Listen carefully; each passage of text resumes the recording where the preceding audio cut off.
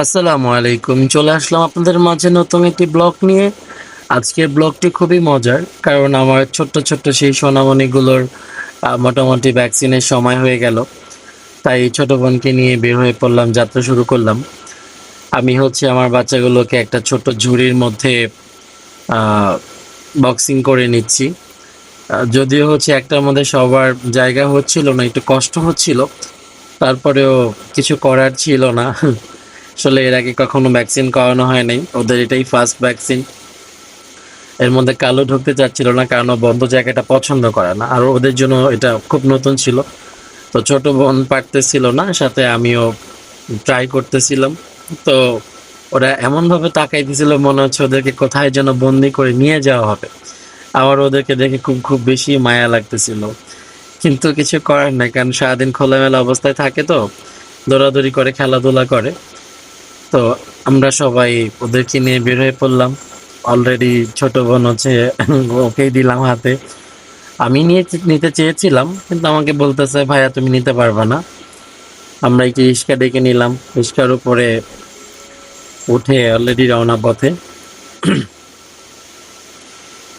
এর মধ্যে আমরা আবার একটু সামনের ক্যামেরা থেকে নিজেদেরকে দেখাচ্ছিলাম, নিজেদের লোডটাও দেখছিলাম। বাইরে প্রচন্ড পরিমাণে রোদ ছিল, কল্পনা করার বাইরে। আমার কাছে মনে হচ্ছিল যে একদম পুড়ে যাচ্ছি, মানে প্রচন্ড পরিমাণ রোদ। একেবারে মানে এখন তো আপনারা সবাই জানেন যে একটা সামার সিজন চলতেছে, আর এই রোদ্রে তো বের হওয়াটা খুব বেশি কষ্টকর। তো আমরা প্রপারলি ভাবে ফ্রেশ ট্রেশ সুন্দরভাবে হয়ে বের হয়েছিলাম, যার কারণে গরমটা কম লাগছিল। আমার চোখের ভিতর এমন রোদ আসছিল, আমি তাকাতে পারতেছিলাম না।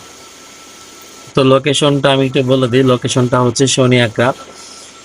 আপনারা সবাই হচ্ছে এই শনি একরা লোকেশনে আসবেন। এখানে ক্যাটের হচ্ছে একটা ছোট্ট দোকান রয়েছে যেখানে নর্মালি পাইকারি খুচরা খাবার সেল করা হয়, বিড়ালের চিকিৎসা করা হয়। দেন উনি একজন ডক্টর, মোটামুটি ভালোই। তো ওনার কাছে নিয়ে গেলাম। অলরেডি আমরা হচ্ছে নেমে গিয়েছি, রিক্সা থেকে নামলাম।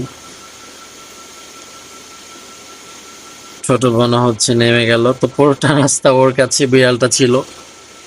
এটাই হচ্ছে দোকানের লোকেশন। আর ছোট বোন তো খুব বেশি এক্সাইটেড ছিল কারণ ওদের ভ্যাকসিন করাবো নিজের হাতে। ও বিড়ালগুলোকে নিজের কোলে করে নিয়ে হচ্ছে ভ্যাকসিন করাবে। আমি অনেকবার বললাম যে আমার কাছে দাও, সে দিতে রাজি না। তো অলরেডি ফার্স্টে বলছি আমরা কালোকে ভ্যাকসিন করাচ্ছি। কালো খুব রেগে ছিল প্রথম অবস্থায়, মানে দুজন মিলে আদর করতেছিল। আমাদের সাথে হচ্ছে আরেকটা আঙ্কেল ছিল পরিচিত, দেন উনিও, মানে ওখানে গিয়েই পরিচয়। এরপরে আমরা হচ্ছে ডাইনার ভ্যাকসিনটা করায় নিলাম। তো কালোর অবস্থা পরেই বলি। কালো খুব বেশি রেগেছিল, ও খুব ক্ষেপেছিল। ডায়না খুব ভদ্র ছিল। এখন আমরা অলরেডি জোজোর ভ্যাকসিনটা করিয়ে নিলাম। এটা হচ্ছে আমাদের জোজো, খুব শান্তশিষ্ট একটা বাচ্চা আমাদের। এখন আমরা জোজোকে আদর করলাম। দেন হচ্ছে লাড্ডুর ভ্যাকসিনটা হচ্ছে আমরা আস্তে আস্তে করাই নিচ্ছি। হ্যাঁ, লাড্ডুর ভ্যাকসিনটা আমাদের কমপ্লিট হয়ে যাবে। লাড্ডুও মোটামুটি অনেক ভদ্রই ছিল, একেবারেই যে দুষ্ট প্রকৃতি ছিল তাও না। লাড্ডু শান্তভাবে ভ্যাকসিনটা কমপ্লিট করেছে। দেখেন এর মধ্যে অনেক রকমের মেডিসিনও দেখা যাচ্ছে। আপনারা যদি কেউ ভালো মেডিসিন নিতে চান এখান থেকে নিতে পারেন। আমি আমার বাচ্চাদের জন্য কিছু বেল্ট নিলাম কালারফুল, এবং ওদের জন্য কিছু চকলেট, বিভিন্ন আইটেমের কিছু চকলেট রয়েছে, আমি যেগুলো জানি না, আমার ছোট বোন ভালো চিনে। তো অলরেডি হচ্ছে আমরা আবার উঠে গেলাম, যাত্রাপথে রওনা দিলাম। এর মাঝখানে অনেক লং টাইম প্রসেসিং ছিল। যাই হোক, বড় ভিডিওটাকে কেটে জাস্ট ইম্পর্টেন্ট পার্টগুলো রাখা হয়েছে। তো একটু পরপর হচ্ছে এটা খুলে আমরা দেখতেছিলাম ওরা কি করে। ওরা তাকাচ্ছিল, মানে ভ্যাকসিন করার পরে ওদের একটু হিট লেগে যায়, একটু গরম লাগে, দেন তখন একটু ওদের বাতাসের প্রয়োজন। তো এর মধ্যে হচ্ছে লাড্ডু আর ডায়না, ওরা ভিতরে একেবারেই থাকার অবস্থায় ছিল না, বারবার বাহিরে বের হতে চাচ্ছিল।